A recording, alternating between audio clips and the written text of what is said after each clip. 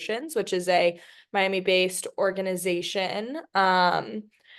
So yeah, with that, Veronica, welcome and thank you. Thank you so much for the introduction. So good afternoon, everyone. My name is Veronica Calzadilla, and I'm a chef and scholar with the Brief Free Oceans, where we strive to inspire local communities to responsibly manage the life cycle of plastics and waste. And engaging with the community through education is just one of the many ways that the Brief Free Oceans is involved in trying to solve this plastic pollution crisis. And towards the end of my presentation, I will be sharing with you some alternatives that some of you might be implementing, but you could also consider adding to your daily routines to help us in this fight for plastic pollution. So I would like to start my presentation with a question. And the question is, do you think that there are more pieces of plastic in the ocean or more stars in the Milky Way galaxy? What do you guys think?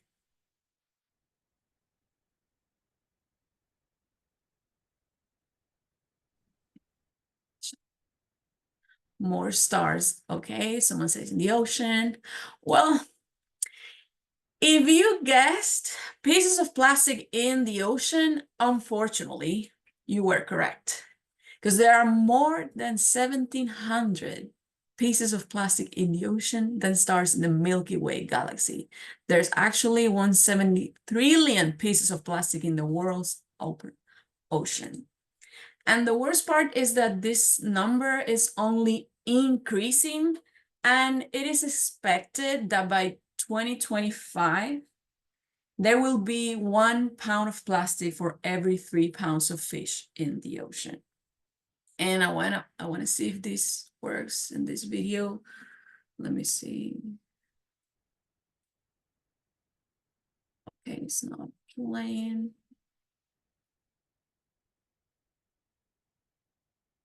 Well, in that video that unfortunately is not playing there, you cannot even see the coastline of Guatemala because of how dense the plastic pollution is in that area. And Guatemala is actually home to the largest landfill in Central America. So that's one example of how severe this plastic situation is in some areas around the world. It's not only somewhere else around the world, but it's also a local problem. For example, here in Miami, we have collected since 2018 over 200,000 pounds of trash, which is equivalent to the weight of a Boeing 757. So imagine that huge thing flying in the air, and we have collected an amount of trash equivalent to that. So that is not good. And I have some pictures here and a video that shows how our community is affected by the plastic pollution. This is an example here in Virginia Key, and you could see how much trash is out there.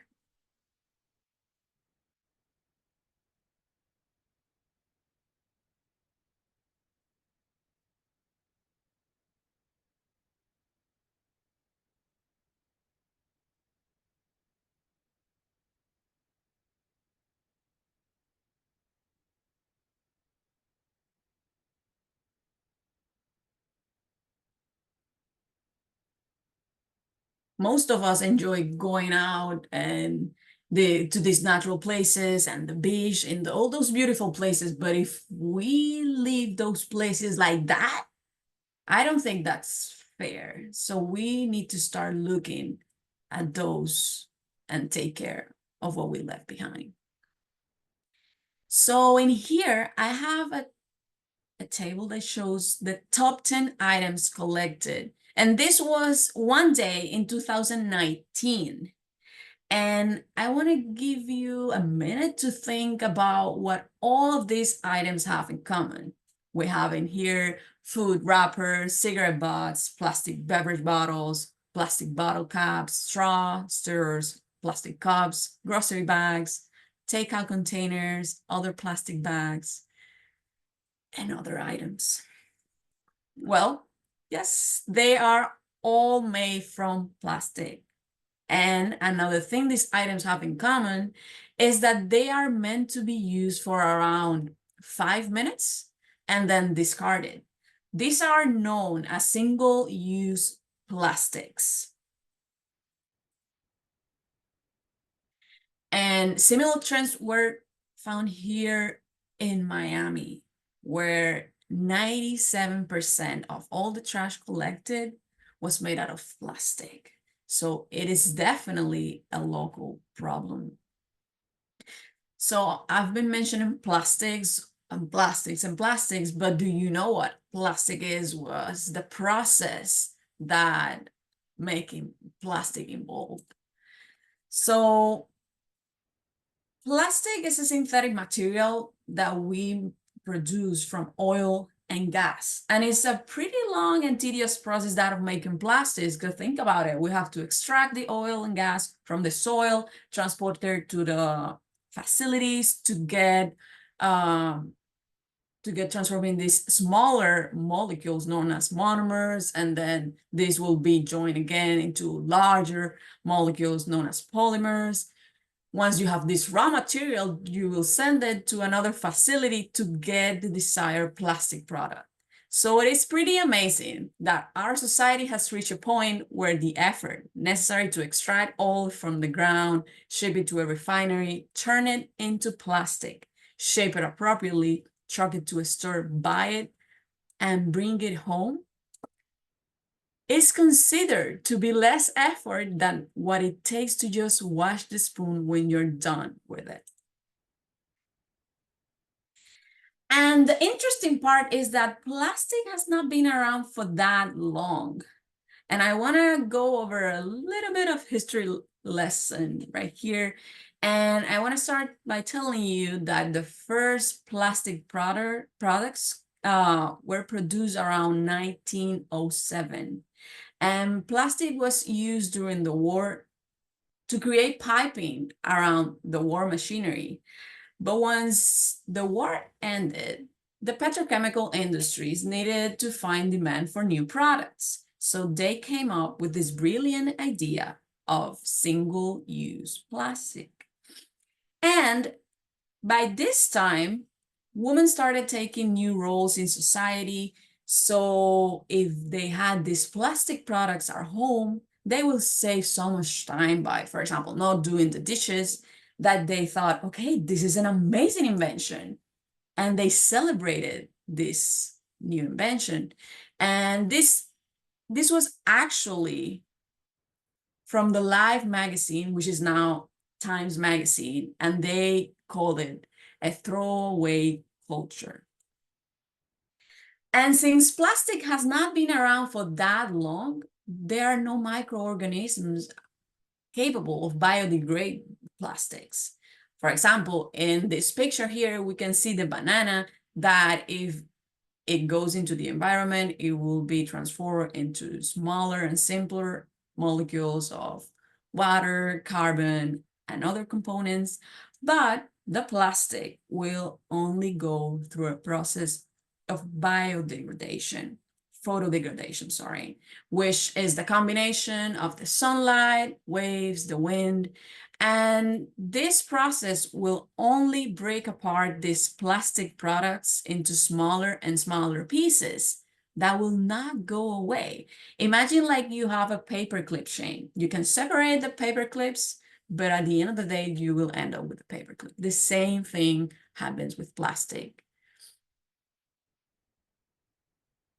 So through this process of photodegradation, plastic will become smaller and smaller, and what we know as microplastics. It can even get smaller than that into the nanoscale, where we cannot see it with the naked eye, but it will remain in the environment. It is not only about this photodegradation process that we get microplastic, but we also produce microplastics. And there's a term to refer to this, and it's nurdles, which it might sound like a cute word, but it is actually what the plastic bottle is before becoming your bottle, is the raw material that we use to produce these plastic products. And the worst part is that nurdles, as you can see in this picture, in the fish mouth and below the crab, nurdles are very similar to fish eggs. So they might be confused by some marine animals. And these animals might ingest nurdles and they will be affected by this product. And these pictures actually were taken after a nurdle spill occurred in the coast of Sri Lanka. And basically, when this happens, no action is taken because it's too difficult to recover all these nurdles in the ocean.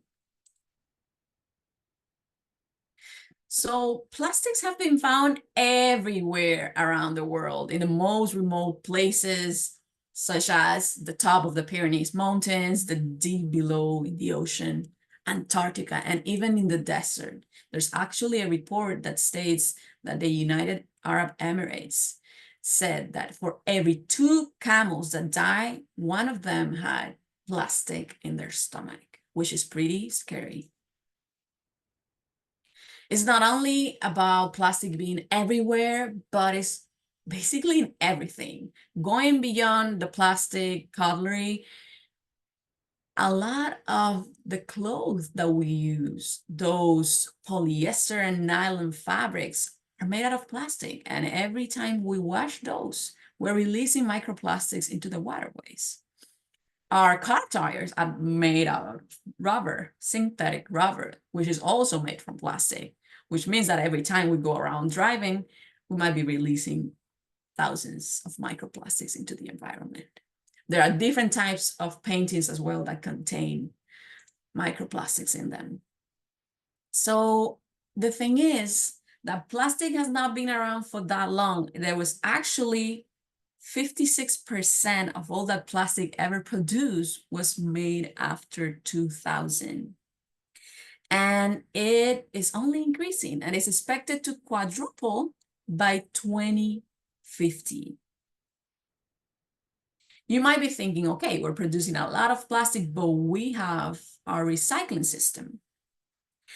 Well, the reality is that, sadly, a lot of us don't know how to recycle. We don't know what items go into the recycling bins, the condition in which these items should be thrown away, because many times we end up contaminating the entire bin with items that shouldn't be there, and the bin goes and end up in the landfill. As you can see in this graph, most of the plastic ends up in the landfill. And the thing with recycling is that it's a very difficult process because of the different chemical makeup that these plastic products have. In this table over here, you can see the different items that are accepted by these recycling facilities. On the top of the list, you can see that the bottles and jugs are the most accepted items for these facilities. But if you look down the list, you'll see that plastic bags, styrofoam food service, plastic lids, cabs, plates, cutlery, straws, and stirrers are basically not accepted by these facilities. So less than 10% of all recyclers accept all of these products. Even though I mentioned that plastic bottles are largely accepted by these recycling companies, you can see in this graph that less than 1% of the plastic bottles were actually recycled in 2020. And well, if recycling is not working the way it should be, you might be thinking, okay, but we have our waste management system and everything will end up in the landfill anyways. But the thing is that landfills are not a solution either, because we are running out of space. For example, here in Miami-Dade, South Dade landfill is projected to reach capacity by 2029. And North Dade landfill is planning on opening another cell to expand capacity. And if you think about it, okay, we're running out of space, we are opening more landfills or expanding the territories. At the end, we'll be living surrounded by trash. And I don't want that. That will be very disgusting.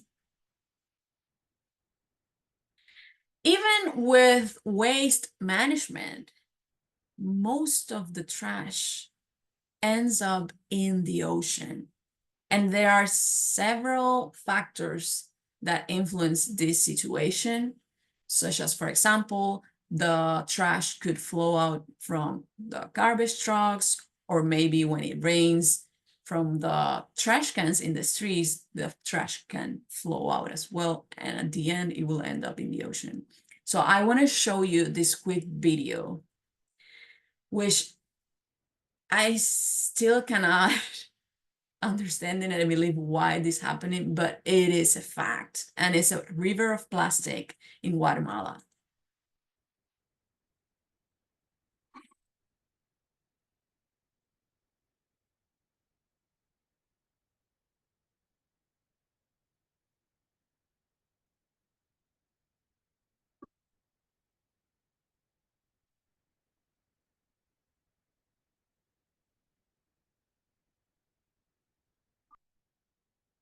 And all those plastic products will end up in the ocean.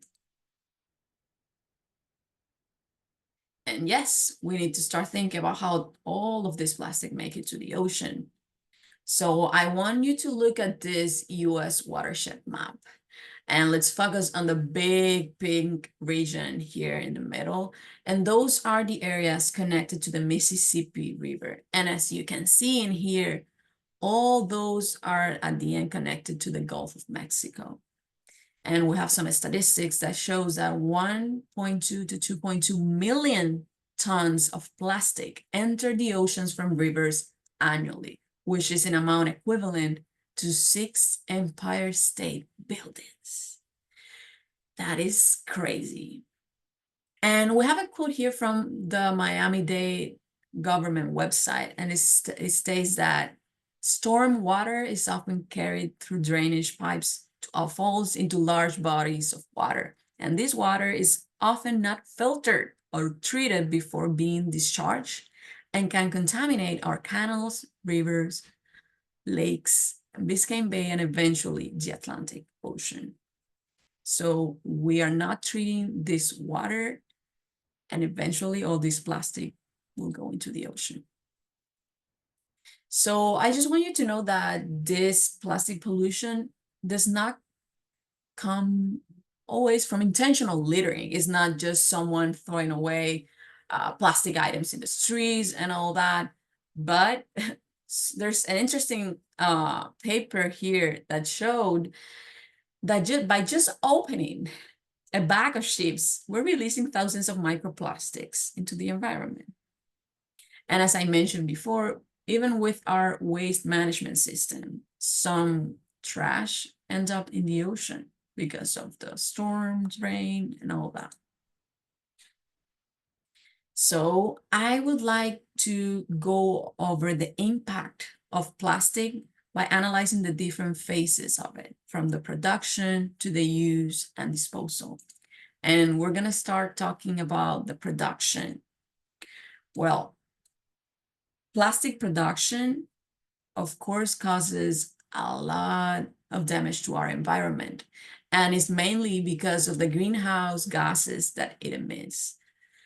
And this is equivalent to 57 coal-fired power plants.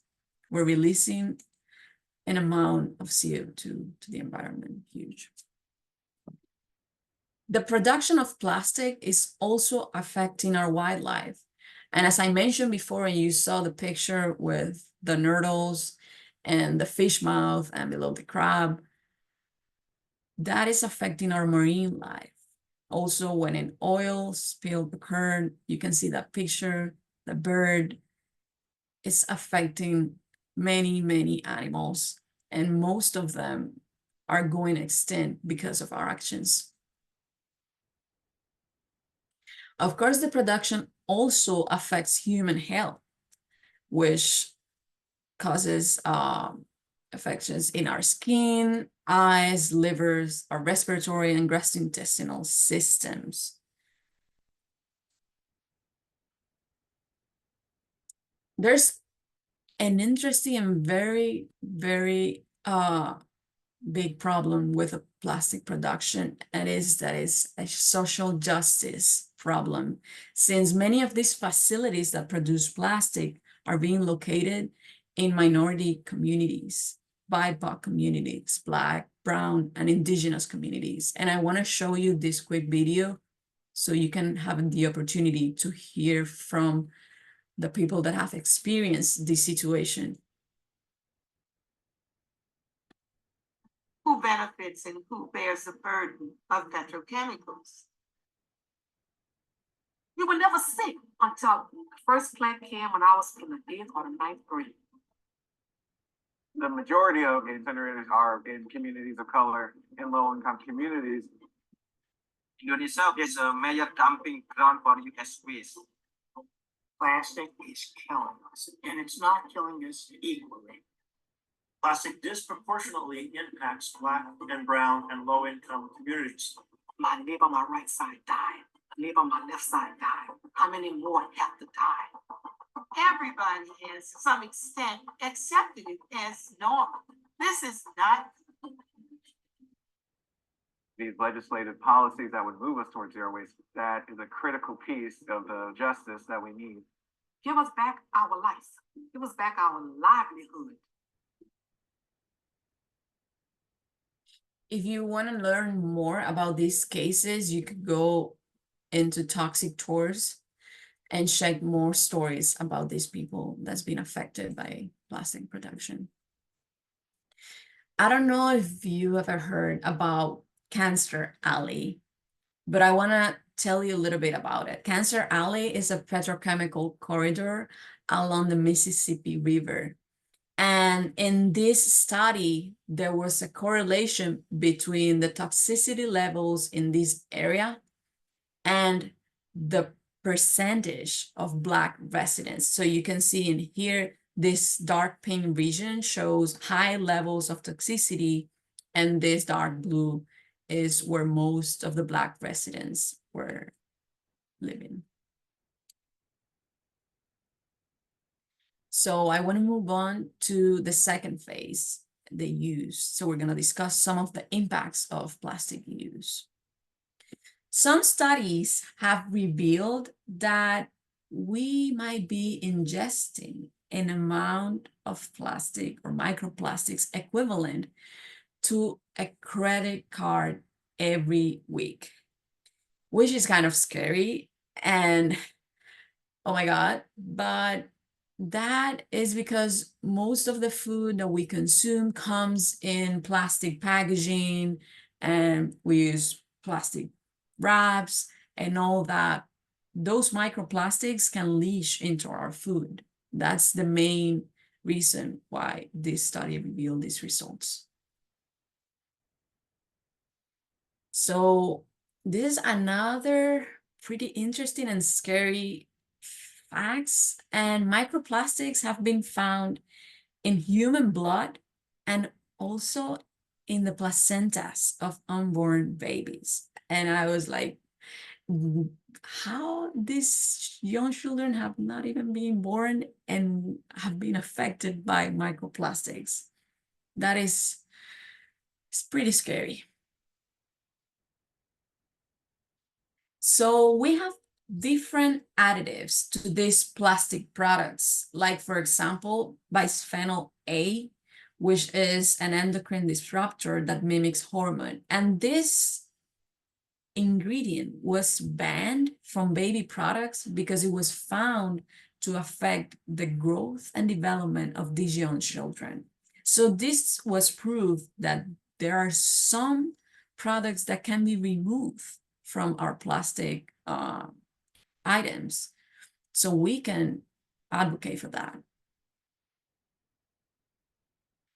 The use of plastic is also a social justice problem, mainly because these minority communities are most of the time living in food desert. They don't have access to a wide variety of food, and they rely on plastic packaging and all those facts that can affect their consumption.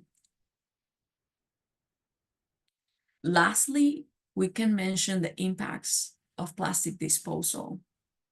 And it doesn't matter where plastic ends up, if it's in the ocean, in the landfills, is being recycled or incinerated, it will release greenhouse gases that at the end of the day will end up affecting our environment and our health. And microplastic pollution also reduces the ocean's ability to buffer CO2 emissions. Of course, plastic disposal is also affecting our wildlife. And you can see in these pictures, which is pretty sad, how many species suffer from entanglement, laceration, and ingestion, which could lead to starvation, since the marine animals might think they are full and they might die. There's also another thing in here, and which is that plastic are also vectors for diseases. And we can see these corals being affected by plastic products. This is a sad story in here about the hermit crab. And the thing is that when hermit crabs die, they release a chemical that attracts other hermit crabs to help them find a new home. And hermit crabs have been looking for plastic products. They've been finding plastic products and using these as shells, and they end up dying. And they are attracting others to the same fate. And what used to be an evolutionary advantage is now causing a series of mortality events for these species.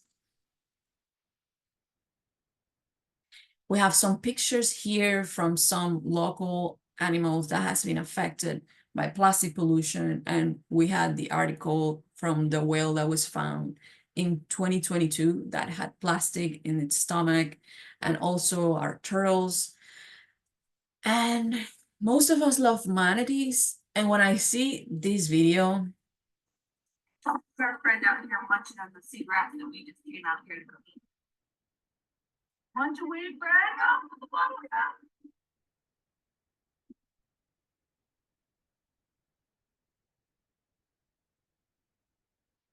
it's very annoying finding those cute animals trying to ingest a plastic item. So all plastic waste management also release toxic metals, acidic gases, particulate matter, and harmful organic compounds associated with asthma, neurotoxicity, and cancer. So it is a pretty bad thing for human health as well. So the disposal of plastic is also a social justice problem, since most of these incineration places have been targeting minority communities. 79% of all solid waste incinerators in the US are located in environmental justice communities. When we think about recycling as well, we have to know that most of the recycling does not take place here in the US. We used to send our trash to China, but they stopped accepting our trash in 2017. And we started sending this huge amount of trash to countries that lack the infrastructure to recycle all of this. So you can see how we started sending this trash to Philippines, Pakistan, and Senegal. And these countries, they do not have the infrastructure required to recycle all of this. But well, I've been talking about all these impacts and the bad side of this situation because we need to be aware of it. But the reality is that we as individuals can start looking for alternatives. And what I say to my friends and family is that at the very least, if you want to make one change in your life, you can start using your own reusable bottle of water instead of buying the plastic ones. You can go around with your tote bags to the grocery market and then get your products home without taking those plastic bags home.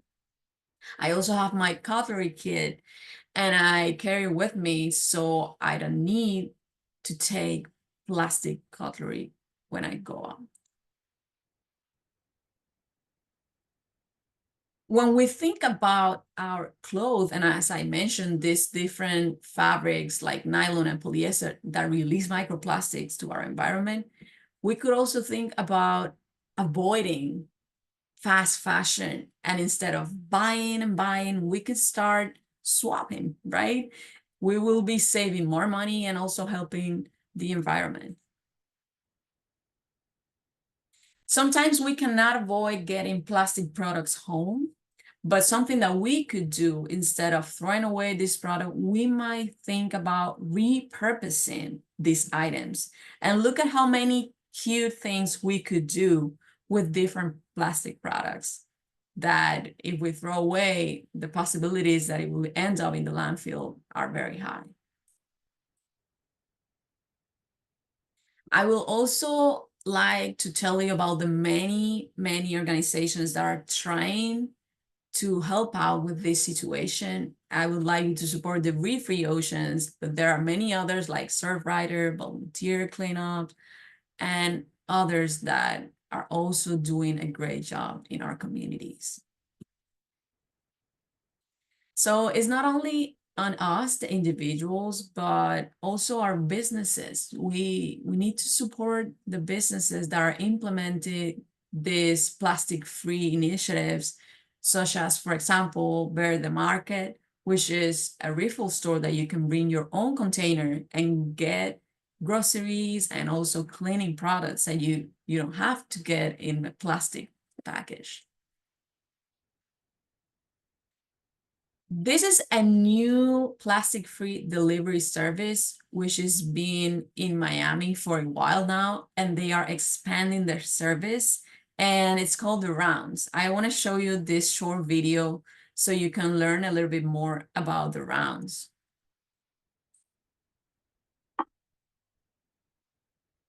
What if you could worry less about your weekly shopping list full of all the boring stuff?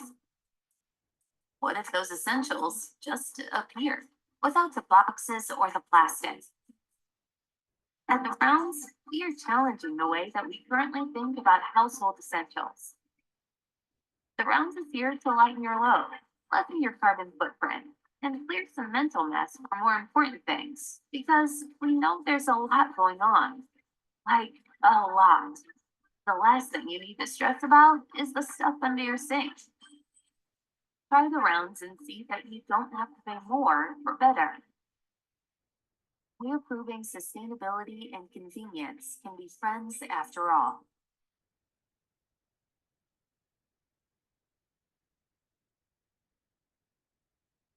So I've mentioned our part in this situation, our businesses, but we also need our government. And here in Miami, our elected representatives have created this plastic-free Miami Beach and plastic-free Theo 5 initiatives. And it's basically a voluntary distinction that many businesses that get, when they get rid of some plastic items, they can get this sign in their doors. And we should support with our dollars these businesses so they can continue eliminating plastic products from their services. There's an interesting thing that I didn't know and learned recently, and it is that here in Florida, we have basically a ban on banning plastic. I was like, what? And what our elected officials have done is that they have found some loopholes in these bills that, for example, it says that we cannot ban plastic containers, and what they've done is ban, for example, the straws that are not containers because we have two open ends. So they have been doing that, but it is pretty crazy that we cannot do anything else in there.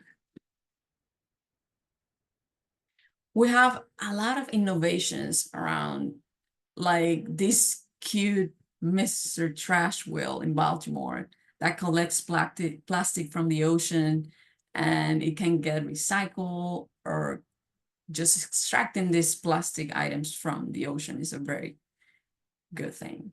And I hope we could get one here in Miami as well soon. There are also different businesses that are creating new products with plastic. And you can see here some leggings, shoes, and different products using recovered plastic from the oceans.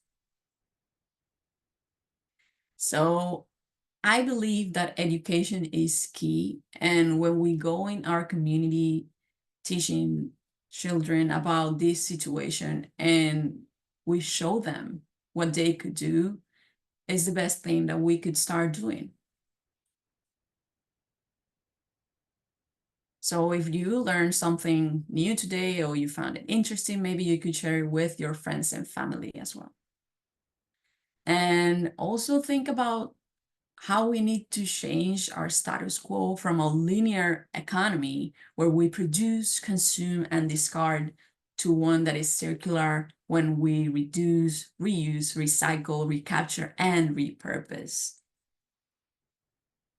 So to end up my presentation with the space theme from the beginning, I would like to tell you that we can do this. If we put man on the moon, we can stop this plastic pollution together.